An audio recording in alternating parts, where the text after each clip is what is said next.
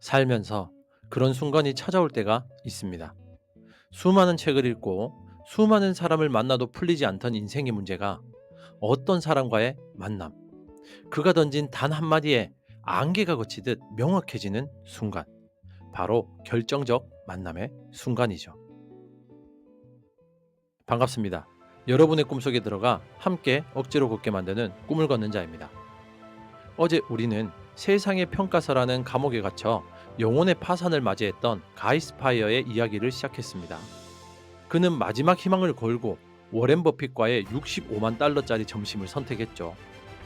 오늘 우리가 함께 걸어볼 꿈은 바로 그 결정적인 점심 식사, 워렌 버핏과의 점심 식사라는 책의 가장 빛나는 하이라이트입니다. 현자의 식탁에서 과연 어떤 지혜가 오고 갔을까요?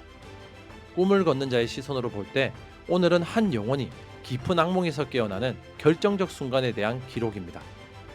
단 몇 시간의 대화가 어떻게 한 사람의 인생 항로를 완전히 바꾸어 놓을 수 있는지, 그 생생한 기적의 순간으로 함께 들어가 보겠습니다. 첫 번째, 내면의 평가서라는 이름의 나침반. 드디어 마주한 65만 달러, 즉 7억짜리 점심 식사. 가이스파이어의 머릿속은 온갖 복잡한 질문들로 가득 차 있었습니다. 하지만 워렌 버핏은 시장 전망이나 경제 예측 같은 이야기는 꺼내지도 않았습니다. 대신 그는 아주 단순하고도 본질적인 질문을 던졌습니다. 당신은 세상에서 가장 위대한 연인으로 알려졌지만 실제로는 최악의 연인이길 원합니까? 아니면 세상에서 최악의 연인으로 알려졌지만 실제로는 최고의 연인이길 원합니까? 이 질문을 듣는 순간 가이스파이어는 거대한 망치로 머리를 맞은 듯한 충격을 느꼈다고 합니다. 그는 한평생 전자의 삶, 즉 실체는 어떻든 남들에게 위대하게 보이기만 하면 되는 삶을 추구해왔기 때문이죠. 이 질문 속에 담긴 버핏의 핵심 철학인 내면의 평가서의 정수가 담겨 있습니다. 내면의 평가서란 내 인생의 성공과 실패를 판단하는 기준을 내 안에 두는 것을 의미합니다. 내가 나의 가치관에 얼마나 충실했는가, 어제의 나보다 오늘의 나는 얼마나 더 성장했는가, 잠자리에 들 때 내 양심에 거리낌은 없었는가, 이것이 유일하게 중요한 질문이라는 것이죠. 심리학에서는 이를 내재적 동기와 연결지어 설명합니다. 보상이나 처벌, 타인의 인정과 같은 외부적 요인이 아니라 행위 그 자체에서 오는 즐거움, 성취감, 의미를 추구할 때 인간은 가장 큰 만족과 행복을 느낀다는 이론이죠. 반면 세상의 평가서는 오로지 외재적 동기에만 의존하는 삶입니다. 이런 삶은 필연적으로 공허할 수밖에 없습니다. 빅터 프랭클이 말했죠.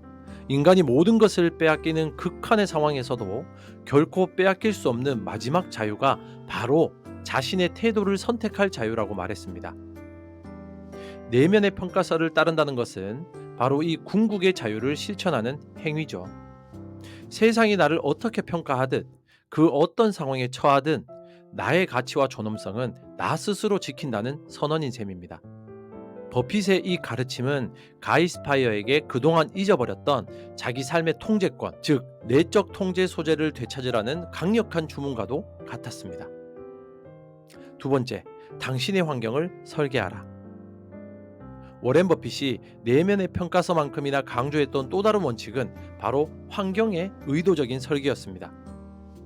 그는 훌륭한 사람들과 어울리는 것이 좋다, 그러면 당신도 그들을 따라 그 방향으로 가게 될 것이기 때문이다라고 조언했습니다. 이는 단순히 좋은 친구를 사귀어라 정도의 평범한 격언이 아니죠. 이것은 우리의 의지와 인내심이 얼마나 나약한지를 인정하고 시스템을 통해 우리 자신을 보호하고 성장시키려는 매우 정교한 전략입니다. 우리는 환경의 영향을 놀라울 정도로 많이 받죠. 잠시 서울 한복판을 걷는다고 상상해 보세요. 나도 모르게 걸음이 빨라지고 주변 소음에 신경이 곤두서고 끊임없는 광고판과 정보의 홍수 속에서 정신이 혼미해지는 것을 느끼게 될 겁니다. 이처럼 특정한 환경은 우리의 사고방식과 행동 패턴을 무의식적으로 조종합니다. 이 현상을 뇌과학에서는 거울 뉴런 시스템으로 설명합니다. 1990년대 이탈리아의 한 연구소에서 원숭이의 뇌를 연구하던 과학자들이 우연히 발견한 이 신경세포는 타인의 행동을 관찰하는 것만으로도 마치 내가 직접 그 행동을 하는 것처럼 뇌의 동일한 영역을 활성화시킵니다. 우리가 영화 주인공의 슬픔에 공감하며 눈물을 흘리는 이유도 바로 이 때문이죠. 즉, 우리는 주변 사람들의 태도, 말투, 가치관, 심지어 감정까지도 스펀지처럼 흡수하며 동기화됩니다. 가이 스파이어는 자신이 월스트리트의 탐욕과 냉소주의에 물들어갔던 것이 단지 자신의 의지가 약해서가 아니라 매일같이 부정적인 거울 뉴런의 폭격에 노출되었기 때문임을 깨달았습니다. 따라서 워렌 버핏의 조언은 명확했습니다. 당신의 의지력을 시험하는 유해한 환경과 사람들에게서 물리적으로 멀어지라는 것입니다. 그리고 당신이 담고 싶은 가치를 이미 살아내고 있는 사람들 곁으로 의식적으로 다가가라는 것이었죠. 이것은 도망이나 회피가 아닙니다.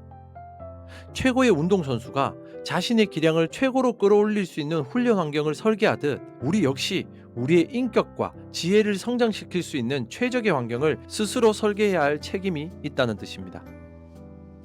세 번째, 평생 학습하는 기기가 되어라. 점심 식사가 끝나갈 무렵 가이 스파이어는 버핏에게 투자에 대한 마지막 비법이라도 듣고 싶었을 겁니다. 하지만 버핏과 그의 파트너 찰리 먼거가 강조한 것은 특정 지식이 아닌 배우는 태도 그 자체였죠. 그들은 스스로를 학습하는 기계라고 칭했습니다. 그들에게 투자는 단순히 돈을 버는 행위가 아니었습니다. 그것은 세상을 더 깊이 이해하기 위한 지적인 여정이었죠. 먼거는 내가 아는 똑똑한 사람들은 모두 매일같이 책을 읽는다. 한 명도 예외 없이라고 말할 정도로 독서와 학습을 강조했죠. 그들이 말하는 학습은 단순히 정보를 머릿속에 쌓아두는 것을 의미하지 않습니다. 먼거는 격자형 멘탈 모델이라는 개념을 통해 다양한 학문 분야의 핵심 원리를 이해하고 그것들을 서로 엮어서 문제에 접근해야 한다고 주장했습니다. 예를 들어 어떤 문제가 발생했을 때 경제학의 기회비용 관점, 심리학의 확증 편향 관점, 물리학의 임계질량 관점, 생물학의 진화론적 관점 등 여러 개의 렌즈를 통해 다각도로 분석하는 것입니다. 이는 망치를 든 사람에게는 모든 것이 못으로 보인다는 편협한 사고의 함정에서 벗어나게 해줍니다. 뇌과학의 신경가소성 이론에 따르면 우리의 뇌는 새로운 것을 배우고 경험할 때마다 물리적으로 재구성된다고 하죠. 즉, 평생 학습을 한다는 것은 우리의 뇌를 끊임없이 업그레이드하여 더 복잡한 문제를 해결할 수 있는 최고의 생각 도구로 만드는 과정인 셈입니다. 버핏과 먼거가 수십 년간 시장의 온갖 위기 속에서도 살아남아 계속 성장할 수 있었던 비결은 특정 예측 능력이 아니라 어떤 상황에서도 최선의 판단을 내릴 수 있도록 평생에 걸쳐 잘 훈련된 그들의 뇌 그 자체에 있었던 것입니다. 그들은 가이 스파이어에게 물고기를 잡아주는 대신 세상이라는 바다에서 평생 살아남을 수 있는 생각의 그물을 짜는 법을 가르쳐준 것입니다. 결국 워렌 버핏이 가이 스파이어에게 선물한 것은 돈 버는 비법이 아니었죠. 그것은 내면의 평가서라는 세상의 어떤 폭풍 속에서도 길을 잃지 않게 해줄 단단한 인생의 나침반이었습니다. 하지만 여러분, 가장 좋은 나침반을 손에 쥐었다고 해서 거친 바다를 곧바로 건널 수 있는 건 아니잖아요. 그렇죠? 이제 그는 손에 쥔 이 새로운 나침반을 들고 그를 집어삼키려 하는 거대한 유혹이라는 바다를 건너야만 합니다. 그의 위대한 항해는 3부에서 계속됩니다. 내용이 좋았다면 구독 부탁드립니다. 당신의 꿈 곁에서 함께 조용히 걷는 꿈을 걷는 자였습니다. 감사합니다.